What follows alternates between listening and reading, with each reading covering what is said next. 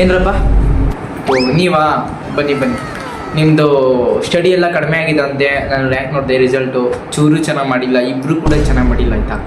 ನಿಮ್ಮದು CS teacher ಚೆನ್ನಾಗಿ ಮಾಡ್ತಿಲ್ಲಪ್ಪ ಪಾಠವ? ಚೆನ್ನಾಗಲ್ಲ sir ಪಾಠ. ಏನು ಚೆನ್ನಾಗಿ ಮಾಡಿಲ್ಲ ನೀವು ಆಯಿತಾ.